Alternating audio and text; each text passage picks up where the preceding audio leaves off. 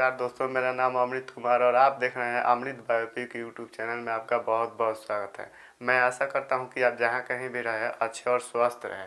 आज हम ऐसे त्योहारों के बारे में बात करेंगे जिन्हें देवताओं का दिन कहा जाता है, जिन्हें हम सब मकर संक्रांति के नाम से जानते हैं। मकर संक्रांति कब और कैसे और क्यों मनाया जाता है, तो इस वीडियो में पूरा डिटेल से जानेंगे। चलिए वीडियो को स्टार्ट करते हैं। वीडियो स्टार्ट करने से पहले अगर वीडियो पसंद आए तो लाइक और सब्सक्राइब जरूर करें। हिंदू धर्म में सूर्य देवता से जुड़ी कई प्रमुख त्योहारों को मनाने की परंपरा है। उन्हीं में से एक है मकर संक्रांति। आज मकर संक्रांति पूरे देश में मनाया जा रहा है। शीत ऋतु के पौष मास में जब भगवान भास्कर उत्तरायण होकर मकर संक्रांति में प्रवेश करते हैं तो सूर्य की इस क्रांति को मकर संक्रांति के रूप में मनाया जाता है। वैसे तो मकर संक्रांति हर 14 जनवरी को मनाई जाती है, लेकिन पिछले कुछ साल से गणनाओं में आए कुछ परिवर्तन के कारण 15 जनवरी को भी मनाया जाने लगा है।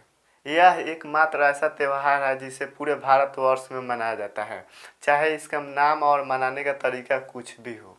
हिंदू धर्म में माह को दो पक्षों में बांटा गया है, कृष्ण पक्ष और शुक्ल पक्ष। इसी तरह वर्षों को दो यानों में बांटा गया है, उत्तरायण और दक्षिणायन। यदि दोनों को मिला दिया जाए तो एक साल पूरा हो जाता है। मकर संक्रांति के दिन से सूर्य की उत्तरायण गति शुरू हो जाती है, इसीलिए मकर संक्रांति को संक्रांति के उत्तरायण भी कहा जाता है।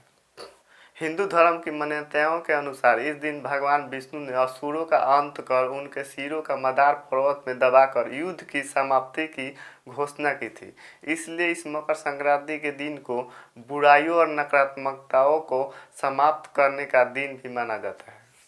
इस त्यौहार को अलग अलग प्रांतों में अलग अलग नामों से मनाया जाता है। तमिलनाडु में इसे पोंगल के रूप में, तो आंध्र प्रदेश, कर्नाटक और केरल में केवल संक्रांति के नाम से मनाया जाता है, जबकि यूपी और बिहार में इस त्यौहार को खिचड़ी के नाम से मनाया जाता है। शास्त्रों में मकर संक्रांति के दिन स्नान, ध्यान और दान का विशेष महत्व बताया गया है। मान्यता है कि इस दिन किया गया दान 100 गुना होकर वापस लौटता है।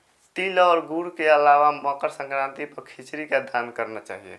इस दिन चावल और उड़द की काली दाल का दान खिचड़ी के रूप में किया जाता है। शनिदेव से उड़द का संबंध होता है और इसका दान करने से वे खुश होते हैं। अक्षय अनाज चावल का दान करने से आपको अक्षय फल की प्राप्ति होती है। मकर संक्रांति पर किसी गरीब या जरूरतमंद को एक जोड़ी वस्त्र का दान जरूर करें। एक बात ध्यान रखें कि ये वस्त्र पुरानी या फिर इस्तेमाल किए हुए और फटे नहीं होने चाहिए। हमेशा नए वस्त्र के ही दान करना चाहिए, ऐसे शास्त्रों में भी कहा गया है। महाभारत में पितामह भीष्म ने सूर्य के उत्तरायण होने पर ही स्वेच्छा से अपना शरीर परित्याग किया था। इसका कारण यह था कि उत्तरायण में देह छोड़ने वाली आत्माएं या तो कुछ काल के लिए देवलोक में चली जाती है या पूर्ण जन्म के चक्र से उन आत्माओं को छुटकारा मिल जाता है, जबकि दक्षिणायन में देह छोड़ने वाली आत्माएं बहुत काल तक अंधकार का सामना करना पड़ सकता है। स्वयं भगवान श्री कृष्ण ने भी उत्तरायण का महत्व बताते हुए कहा है कि उत्तरायण के 6 मास के शुभ काल में जब सूर्य देव उत्तरायण होते हैं और पृथ्वी प्रकाशमय रहती है, तो इस प्रकाश में शरीर का परित्याग करने से व्यक्ति का पूर्ण जन्म नहीं होता है और ऐसे लोग सीधे ही ब्रह्मा को प्राप्त होते हैं। इसके विपरीत जब सूर्य दक्षिणायन होता है और ये पृथ्वी अंधकारमय होती है, तो इस अंधकार में शरीर त्याग करने पर पूर्ण जन्म लेना पड़ता है। अनेक स्थानों पर इस त्यौहार पर पतंग उड़ाने की परंपरा प्रचलित है। लोग दिन भर अपनी छतों पर पतंग उड़ाकर हर्षोल्लास के साथ इस उत्सव का मजा लेते हैं।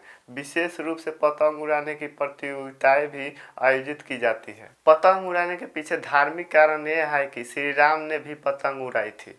गुजरात एवं महाराष्ट्र में मकर संक्रांति पर कई दिनों का अवकाश रहता है और यह इस दिन को भारत के किसी भी अन्य राज्यों की तुलना में अधिक हर्षोल्लास से मनाया जाता है। पौष मास की सर्दी के कारण हमारा शरीर कई तरह की बीमारियों से ग्रसित हो जाता है, जिनका हमें पता ही नहीं चलता है और इस मौसम में त्वचा भी रूखी हो जाती है। इसलिए जब सूर्य उत्तरायण होता है तब इसकी किरणें हमारे शरीर के लिए औषधि का काम करती है और पतंग उड़ाते समय हमारा शरीर सीधे सूर्य की किरणों के संपर्क में आता है, जिससे अनेक शारीरिक रोग जो हम जानते ही नहीं हैं वे पूरा नष्ट हो जाता है। यह माना जाता है कि भगवान सूर्य अपने पुत्र शनि से मिलने स्वयं उनके घर जाते हैं और शनि मकर राशि के स्वामी हैं, इसलिए इस दिन को मकर संक्रांति के नाम से जाना जाता है। पवित्र गंगा नदी का भी इसी दिन धरती पर अवतरण हुआ था, इसलिए भी मकर संक्रांति पर्व मनाया जाता है। मैं आशा करता हूं कि अगर वीडियो पसंद आए तो लाइक और सब्सक्राइब जरूर कर दें, क्योंकि आपका एक लाइक प्यार और एक सब्सक्राइब आशीर्वाद के रूप में मिलता है।